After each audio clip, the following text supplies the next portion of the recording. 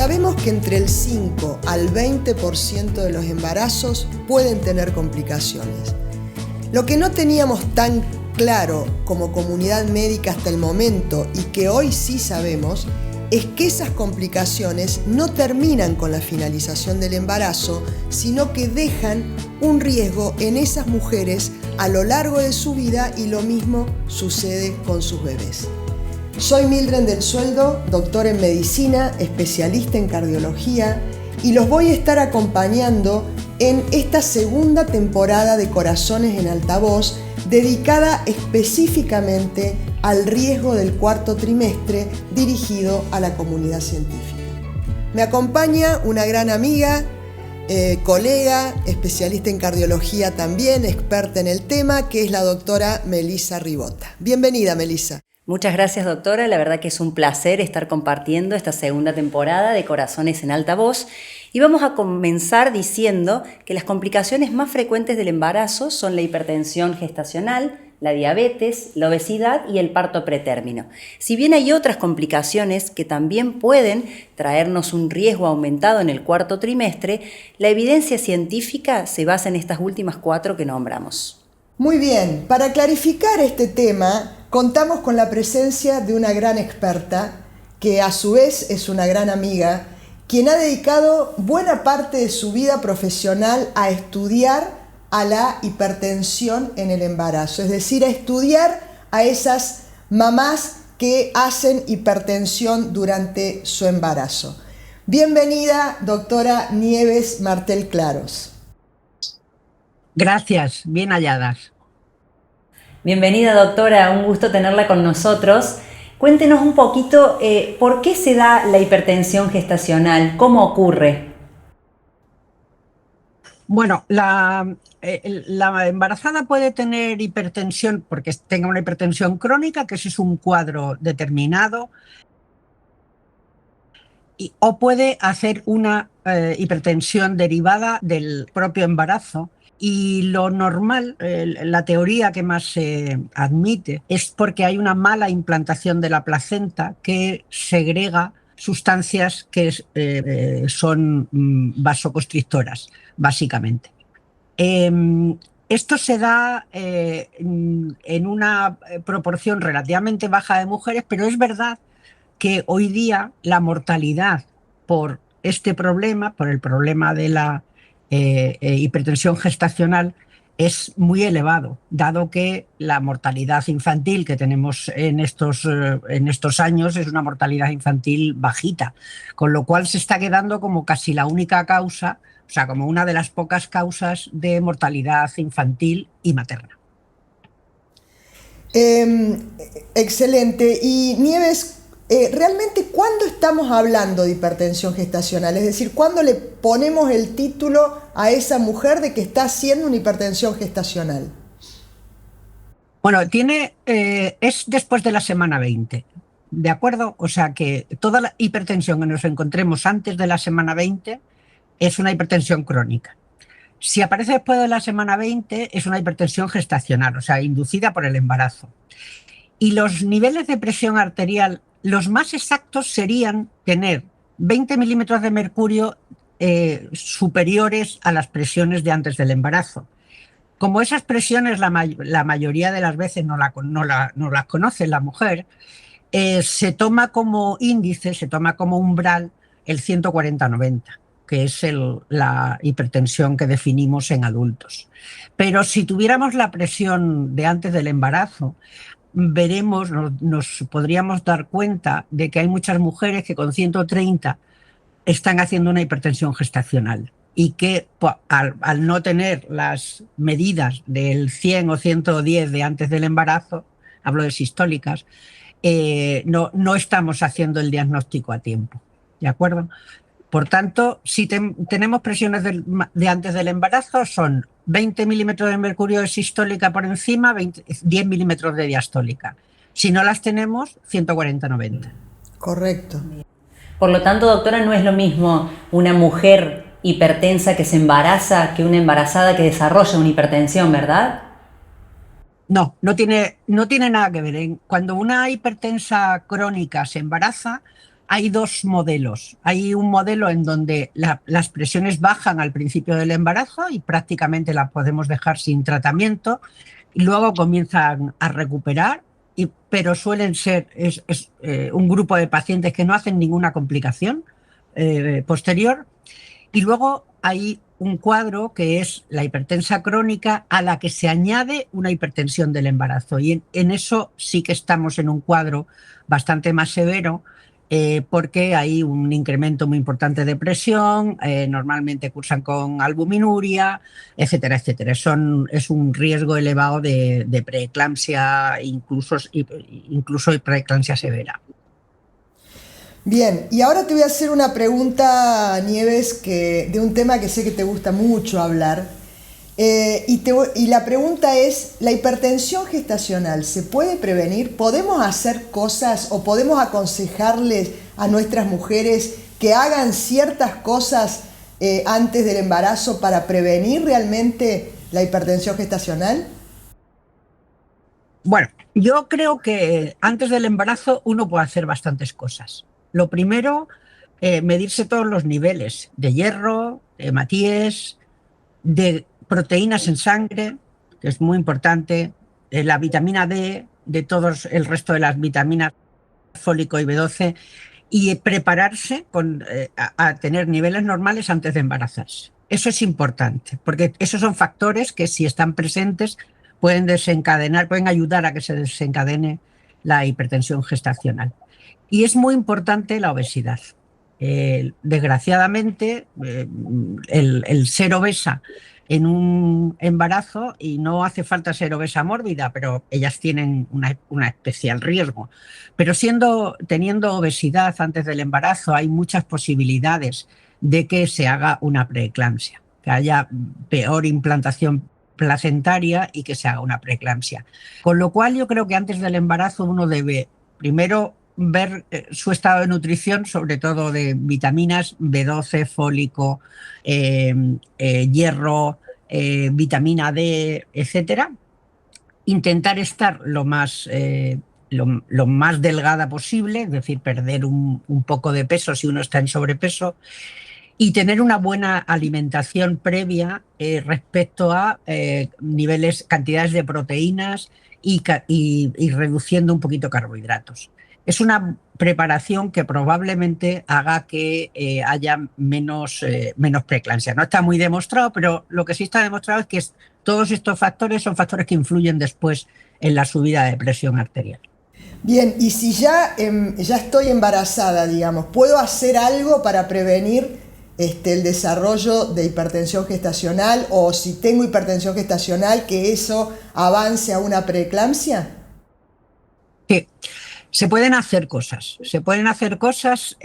Sobre todo, vuelvo a insistir, manteniendo los niveles de albúmina en sangre, que es muy importante. La albúmina, cuando baja, ya sea por mala ingesta o ya sea porque la embarazada la está perdiendo, se deben restituir esos niveles para evitar que haya escape de fluido desde las arterias al espacio intersticial y que tengamos una mala lectura de isquemia por el riñón y que eso active el sistema renina-angiotensina y suba la presión arterial. Es decir, es crucial mantener la homeostasis de la sangre. Y las proteínas y la albúmina, sobre todo, son cruciales. Normalmente nosotros tratamos a estas pacientes añadiéndole a la dieta normal del embarazo unas claras de huevo. O sea, en principio, con dar 4 claras de huevo se reponen de una manera importante y razonable los niveles de albúmina. Eso por una parte. Por otra parte, es importante que no haya un incremento mayor de 1 kilo por mes. Todos los incrementos de peso mayores de esta cantidad también pueden desencadenar una preeclampsia. Son dos cosas importantes. Y hay otro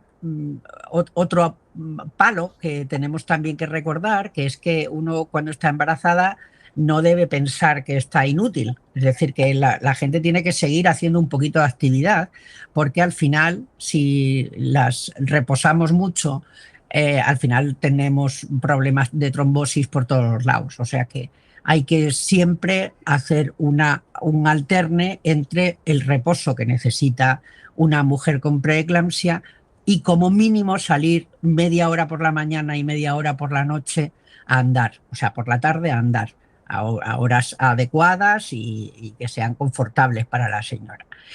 Y luego es importante también entender que el niño, normalmente con una preeclampsia, el niño crece menos, tiene un déficit de crecimiento, y que el reposo sí que está indicado para que haya un crecimiento del niño, y eso está demostrado.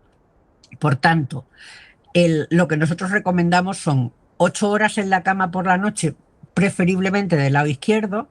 En la cama quiere decir que si está dormida bien y si no también, me da igual que esté dormida que no, que se levanten por la mañana y hagan un rato de vida normal, aseándose, desayunando, etcétera, etcétera, que salgan a dar una vuelta de media hora, que vuelvan a casa y que estén 2 horas tumbadas del lado izquierdo. Luego seguir con la vida normal y hacer exactamente lo mismo por la tarde. Media hora de ir a andar y 2 horas de tumbarse.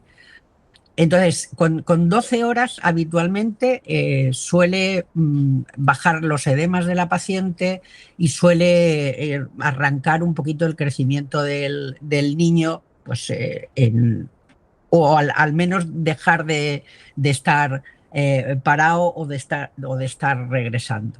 ¿De acuerdo? Realmente estas cosas son de ella, o sea, es el sello Martel esto, Exactamente. porque en general no está escrito ni en los papers ni en los libros, pero creo que se basan en la tremenda experiencia que tenés. Yo he tenido la posibilidad de estar en el centro de la doctora Martel en el San Carlos en Madrid. Realmente es increíble todo lo que hacen, la cantidad de embarazadas que ven. Y creo que, ¿qué te parecen en estos últimos minutitos si le hacemos algunas preguntitas sobre el tratamiento de la hipertensión? Me parece bárbaro. Muchas gracias, doctora. Clarísimo. Su experiencia es admirable realmente y me parece bárbaro, Mildred, que hablemos un poquito sobre el tratamiento. Sí. Bueno, yo quería comentaros que nosotros somos la unidad de alto riesgo de embarazo, la unidad de hipertensión que hace embarazo de alto riesgo más antiguas de todo el país. Llevamos 35 años trabajando en un programa conjunto con los tocólogos del hospital y nos entendemos muy bien, y la verdad es que Mili lo ha podido comprobar. Tenemos una larga experiencia con ellos confían totalmente en nosotros y nosotros totalmente en ellos, o sea que eso quería dejarlo claro. Luego, respecto al tratamiento, bueno, esto es un poquito más difícil.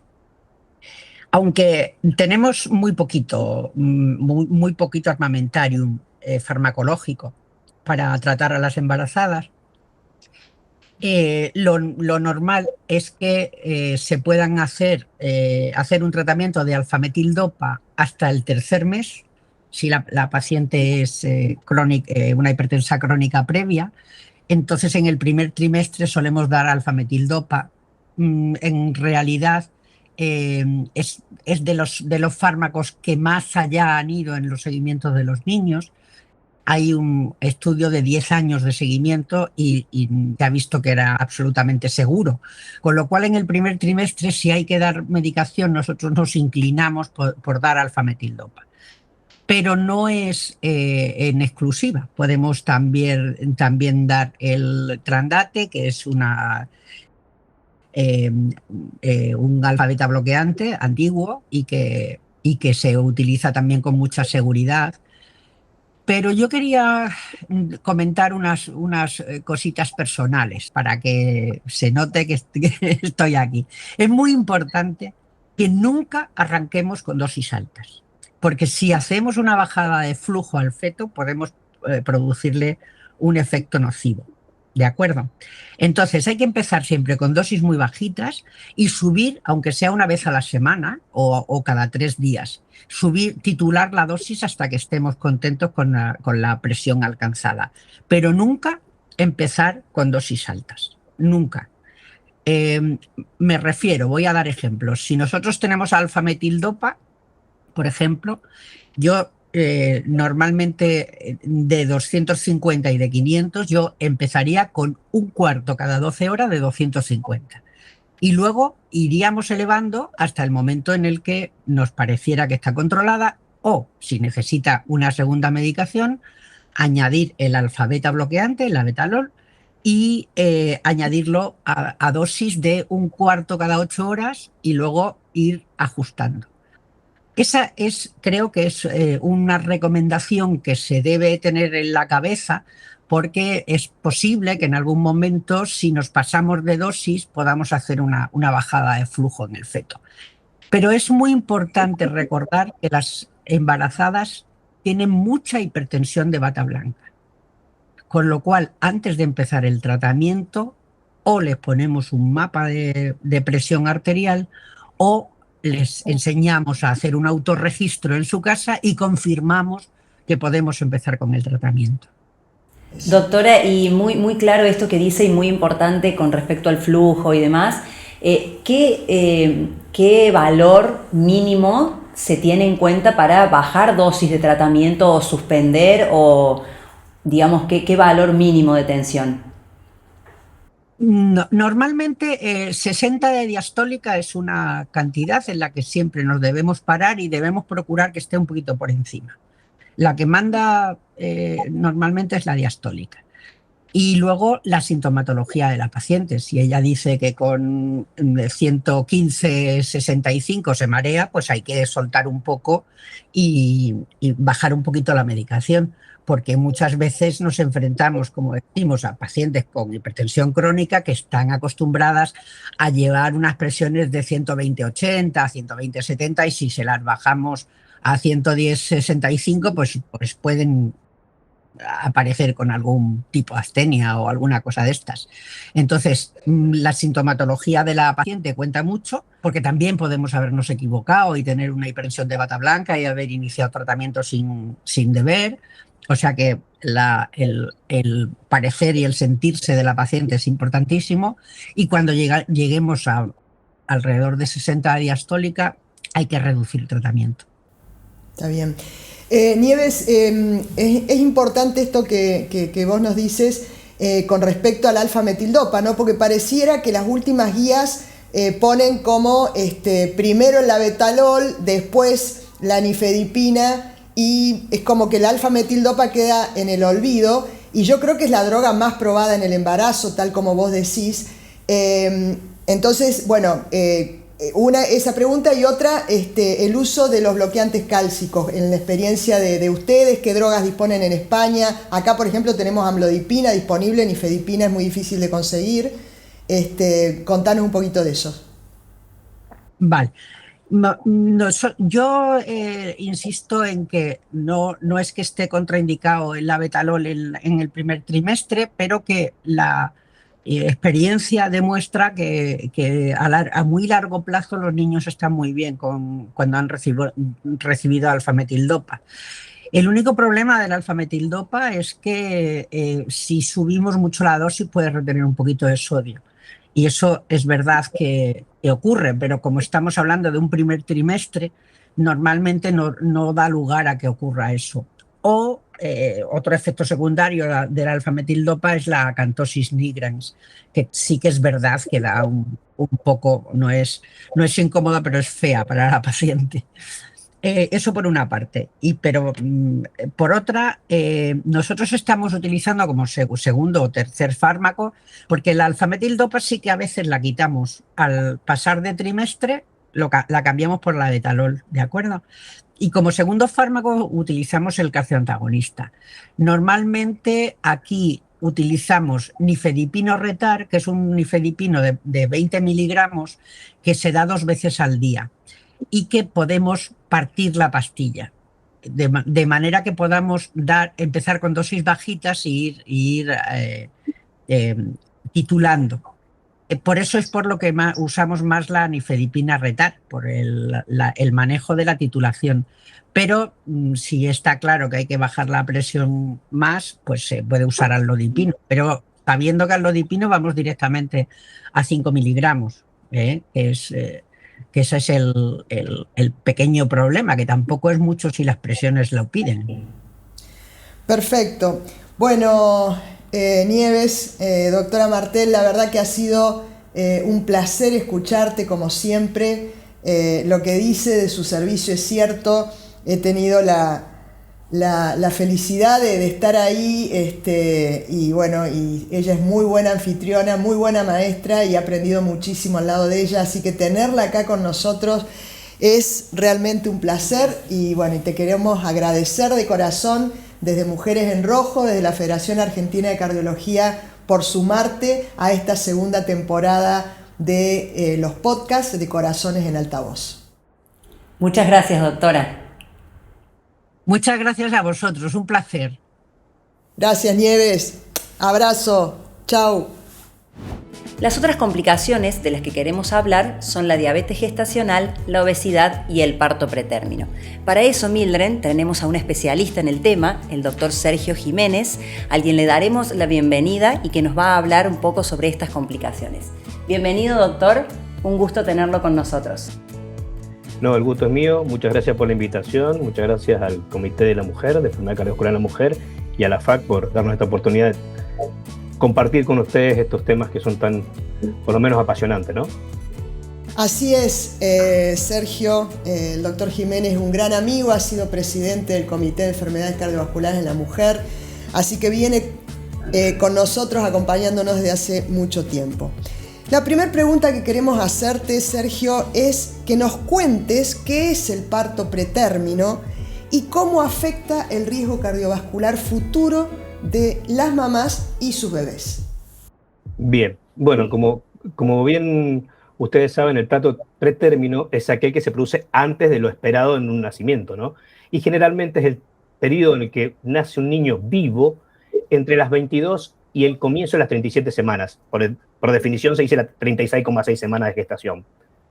La prematurez, casualmente, es la principal causa de mortalidad neonatal. Contribuyó, por ejemplo, en Argentina, por allá por el 2013, al 52% de la mortalidad de los menores de un año. Fíjense ustedes lo importante de este tema. Y a largo plazo, también en estos chicos, en los que sobrevivieron, produjo complicaciones severas. De algunas vamos a charlar en el resto de la charla. El parto pretérmino específicamente se ha asociado con un incremento del riesgo materno de padecer desórdenes metabólicos, o sea que no solamente sufre el producto de la gestación, sino la madre gestante.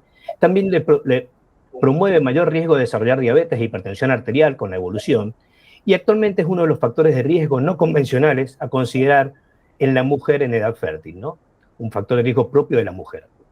Hay registros internacionales que nos mostraron que las mujeres con parto pretérmino tuvieron mayor probabilidades de ubicarse en los extremos de la vida fértil, o sea, que se dio más parto pretérmino en aquellas mujeres jóvenes como en aquellas mujeres añosas que se quedaron embarazadas. También aquellas que tenían, fíjense qué importante bajo nivel educativo, desempleo, tabaquismo, un índice corporal elevado y también desórdenes hipertensivos y o diabetes. Esta enfermedad, este parto pretérmino, también se asoció con mayor riesgo, si ustedes se fijan, de padecer enfermedades cardíacas isquémicas en la mujer gestante a futuro, después del parto, por supuesto, fundamentalmente infarto agudo de miocardio, con un hazard ratio de 1.5 aproximado en el seguimiento a largo plazo de estas mujeres. Pero lo que sí les explotó el riesgo fue en los primeros 10 años postparto de estas mujeres, donde el hazard ratio fue de 2.5 prácticamente. Fíjense a tener muy en cuenta en estas mujeres que tuvieron partos pretérmino en el seguimiento los próximos años después del mismo. También hay evidencias que el nacimiento en pretérmino puede ser toda una agresión para el desarrollo del aparato cardiovascular de ese chico que todavía no ha terminado de desarrollarse dentro del útero materno. Y hay datos derivados de grandes estudios que sugieren que el parto prematuro se asocia también con un riesgo de desarrollar insuficiencia cardíaca y enfermedad coronaria en la edad adulta de esos pacientes, e incluso mayor posibilidad, y escuchen esto, hay algunos estudios recientes que hablan de fibrosis miocárdica, lo que condicionaría al paciente a que tengan corazones más rígidos e hipertróficos a lo largo de la vida. Excelente, excelente lo que nos acabas de contar, Sergio. Y bueno, realmente es por ahí extraño escuchar a un cardiólogo hablando de parto pretérmino, de embarazo pretérmino. Y bueno, justamente esto es lo que hablábamos, ¿no? Nos tuvimos que poner a estudiar esta temática por justamente la vinculación que hay entre el parto pretérmino, tanto en la madre como en el bebé, y el riesgo futuro de esas dos personas a nivel cardiovascular y cardiometabólico. Vamos a pasar a otro tema y te voy a preguntar, vos sos experto en esta temática, sé que lo venís estudiando desde hace bastante tiempo, ¿por qué la obesidad es un factor de riesgo en el embarazo? Qué buena pregunta. Realmente, primero, más hoy día que vivimos esta epidemia de obesidad descontrolada, por si ustedes me permiten la palabra, creo que es una de las cosas que no solamente nos condiciona en la vida adulta, cuando nosotros sabemos de riesgo cardiovascular, sino en estas mujeres también, e incluso de edades más tempranas de la vida. Pero específicamente con relación al embarazo, lo que me gustaría contarles es que la obesidad es considerada hoy el mayor contribuyente, por número, por supuesto, a la mortalidad vinculada con el embarazo.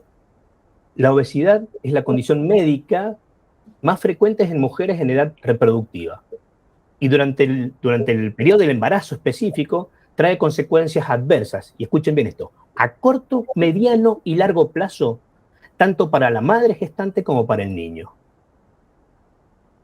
Entre los efectos que podemos comentar desfavorables de la obesidad, durante el mismo embarazo, o sea, en ese proceso, se encuentran mayor riesgo de tener abortos, de diabetes gestacional, que ustedes lo saben mejor que yo, de desarrollar hipertensión arterial, inducida por el embarazo, o a veces también está de discusión si esa paciente era una hipertensa crónica, pero todas estas tasas aumentaron y está descrito relacionado con la obesidad. También macrosomía en los fetos, partos pretérminos, como hablábamos hace unos minutos, y también de desarrollar muerte fetal y anomalías congénitas. En los neonatos específicamente de mujeres obesas, se han demostrado al momento del nacimiento que tienen más grasa corporal y también mayor riesgo de desarrollar obesidad en la infancia. Para agregar más cosas, al término del embarazo, ya pasó el embarazo, al término del embarazo, la mujer tiene mayores complicaciones de tener cesáreas. O sea, si vemos a la cesárea como una indicación relacionada con la obesidad, la podemos tratar como una complicación del embarazo. O sea, hay más indicaciones de cesárea y las mujeres al término del embarazo tienen más posibilidad de desarrollar sangrados. Y en el posparto inmediato, también esa mujer obesa no es que terminó su riesgo una vez que dio a luz, sino que tienen más riesgo de desarrollar tromboembolismo venoso. Por favor, cuídenlas en los pospartos inmediatos. Fijémonos bien esas mujeres taquipnéicas o taquicárdicas que a veces no sabemos y pensamos que es todo por ansiedad. Tromboembolismo venoso, no se olviden, y también tromboembolismo pulmonar.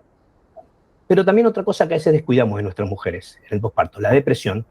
Y otra cosa que tiene que ver más con el bebé, que es la dificultad que tienen algunas mujeres obesas para la lactancia, por muchas cosas que exceden esta charla, ¿no?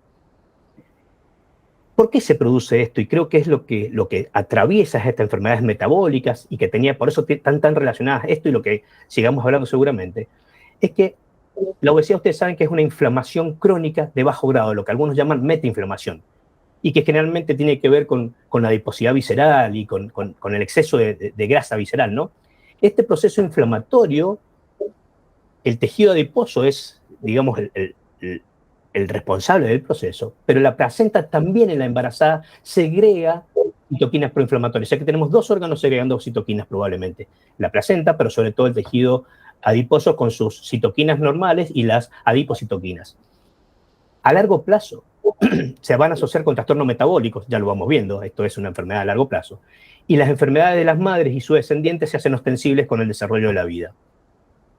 Un estudio sueco, por contarles algo, encontró que, pero no solamente el estudio sueco, en varias series se ha repetido esto, que las mujeres con exceso de peso al comienzo del embarazo, o sea, la mujer que se queda embarazada y estaba obesa, presentaron mayor riesgo de desarrollar diabetes, enfermedad cardíaca, enfermedades endocrinas y otras morbilidades relacionadas con el problema del peso, que a veces son también problemas mecánicos, no solamente metabólicos. ¿Está? Y también, ojo con este dato, que es que la mujer puérpera que queda obesa también tiene más riesgo de desarrollar enfermedades cardiovasculares a futuros e incluso relacionado con arritmias como la fibrilación auricular. O sea que no solamente es un problema la obesidad del embarazo, sino también del puerperio y de la vida fértil de la mujer. La inflamación, sí, perdón. Perdón, excelente, la verdad, muchas gracias. Y entonces, ¿la embarazada obesa tiene aún más riesgo de desarrollar diabetes gestacional? Sí, esto directamente la primera respuesta sería sí, y uno ya por eso ya podríamos seguir hablando, pero esa es la respuesta concreta que hay que tener en cuenta. Diferentes estudios han demostrado que se incrementa el riesgo de diabetes gestacional en las mujeres embarazadas. A medida que más aumenta su índice de masa, más riesgo de desarrollar diabetes, y el valor de corte hoy día se habla sobre todo de riesgo que te explota, 35, y sobre todo después de los 40, o sea, la obesidad mórbida condiciona mucho el desarrollo de diabetes gestacional en las mujeres. Y desde el punto de vista metabólico, para que nos demos una idea, las mujeres tienen resistencia a la insulina, el obeso tiene resistencia a la insulina en la mayoría de los casos, y en el embarazo inicial, si es obesa, ya viene con esa resistencia.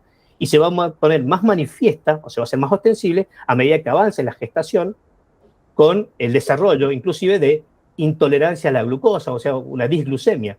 Y el embarazo es una condición de estrés específico que actúa sobre el metabolismo de los carbohidratos, o sea que es el cóctel explosivo necesario para que se desarrolle la diabetes gestacional en mujeres obesas, ¿no? Se estima, para que ustedes se den una idea, que del 100% de las embarazadas que tienen diabetes diagnosticada, entre el 87 y el 88% de ellas tienen una diabetes mellitus gestacional. Por eso es muy importante detectarla durante el embarazo y buscarla. Y el resto, un 13%, se lo reparten entre las diabéticas tipo 1 y 2 que ya conocíamos antes del embarazo. Perfecto. Y doctor, ¿cómo se diagnostica la diabetes gestacional y qué consecuencias trae para la madre y para su bebé? Bien, con respecto a lo último, a las consecuencias, así como hablábamos en la obesidad, también acá, ¿no? Las mujeres que desarrollan diabetes poseen mayor probabilidad de padecer, que tienen diabetes gestacional, o sea, diabetes relacionada y desarrollada durante el embarazo, tienen más posibilidades a futuro de padecer diabetes mellitus tipo 2. Y hay generalmente a veces hasta antes de los 50 años. Con todo lo que eso le agrega a una mujer, como ustedes bien saben, la diabetes mellitus, donde, para redondear el tema, tener diabetes en una mujer le explota el riesgo cardiovascular, y más que a los hombres inclusive, de todo lo que son eventos macrovasculares. Y por si todo esto fuera poco, la obesidad gestacional que estábamos charlando recién empeora la diabetes preexistente. O sea que si la paciente venía diabética y además o desarrolla diabetes y es obesa, se empeora más su control metabólico. Mayor riesgo para el producto de la gestación, para ese bebé, de tener macrosomía, defectos en el sistema nervioso, obesidad en la niñez, enfermedades cardiovasculares y hasta muerte súbita en la vida adulta, ¿no? Eso es lo que hace la diabetes. Y si ustedes quieren, con respecto a la primera parte de cómo pesquisamos esto, hay muchos, o hay varias guías o varias entidades que se dedican a decir cómo pesquisarla, pero me gustó una de estas zonas, de esta parte del mundo donde es muy práctica. Entonces, ¿qué nos dicen? Una mujer en el primer trimestre del embarazo puede tener una diabetes no diagnosticada o que le diagnostiquemos en ese momento la diabetes gestacional. Si la mujer, para hacer diagnóstico de diabetes tipo 2 común, es como el diagnóstico de un diabético normal en el primer trimestre. O sea, que si tiene en 2 oportunidades, en una semana, más de 126 miligramos por decilitro, o en una prueba de tolerancia a la glucosa, más de 200, o en una glucemia así al azar, más de 200, tiene diabetes pregestacional. Era una diabética no diagnosticada. Ahora bien, si la mujer en ese primer trimestre, en el análisis común, tiene entre 100 y 125, que son los niveles de corte para diagnosticar diabetes gestacional, se le debe repetir otra glucemia en las mismas condiciones, 3 días comiendo normal, 8 horas de ayuno, y si repite entre 100 y 125, se diagnostica diabetes gestacional.